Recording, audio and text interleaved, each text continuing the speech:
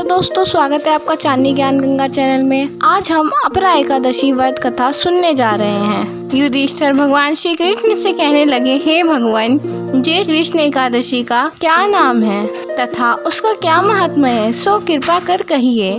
भगवान श्री कृष्ण कहने लगते हैं कि हे राजन, यह एकादशी अचला तथा अपरा दो नामों से जानी जाती है।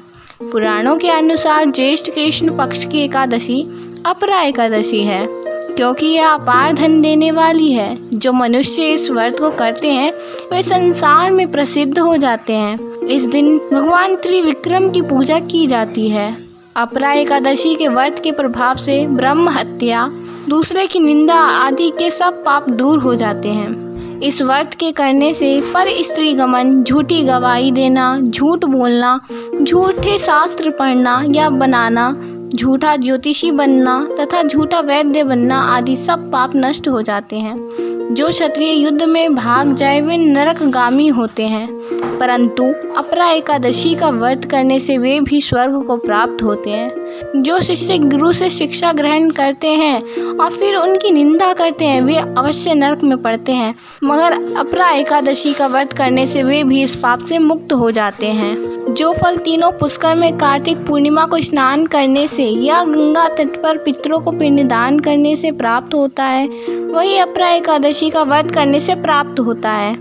मकर के सूर्य में प्रयागराज के स्नान से, शिवरात्रि का व्रत करने से, सिंह राशि के बृहस्पति में गोमती नदी के स्नान से, कुंभ में केदारनाथ के दर्शन या बद्रीनाथ के दर्शन, सूर्य ग्रहण में कुरुक्षेत्र के स्नान से, स्वर्ण दान करने से अथवा अर्ध प्रसूता गोदान से जो फल मिलता है, वही फल अपरा एकादशी के व्रत से भी मिलता है। यह व्रत पाप रूपी वृक्ष को काटने के लिए कुल्हाड़ी है, पाप रूपी ईंधन को जलाने के लिए अग्नि है, पाप रूपी अंधकार को मिटाने के लिए सूर्य के समान, मृगों को मारने के लिए सिंह के समान है। अतः मनुष्य को पापों से डरते हुए इस व्रत को अवश्य करना चाहिए।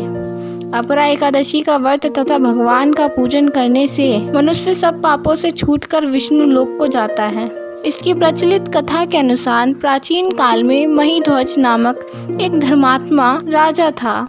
उसका छोटा भाई वर्जध्वज बड़ा ही क्रूर, अधर्मी तथा अन्यायी था।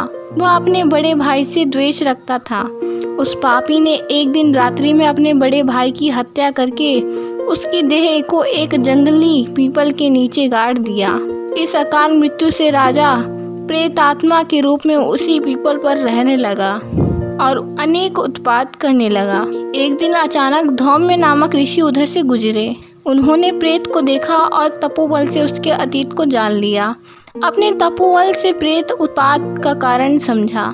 ऋषि ने प्रसन्न होकर उस प्रेत को पीपल से उतारा तथा परलोक विद्या का उपदेश दिया। दयालु ऋषि ने राजा की प्रेत योनि से मुक्ति के लिए स्वयं ही अपरा एकादशी का व्रत किया और उसे अगति से छुड़ाने को उसका पुण्य प्रेत को अर्पित कर दिया। इस पुण्य के प्रभाव से राजा की प्रेत योनि से मुक्ति हो गई। वह ऋषि को धन्यवाद देता हुआ दिव्य देह धारण कर पुष्पक विमान में बैठ स्वर्ग को चला गया। हे राजन, यह अपरा एकादशी की कथा मैंने लोक हित के लिए कही है। इसे पढ़ने और सुनने से सब पापों से छुटकारा मिलता है। अगर आपको ये कथा पसंद आई हो तो हमारे चैनल को अवश्य सब्सक्राइब करें व वीडियो को लाइक करना ना भूलें। धन्यवाद।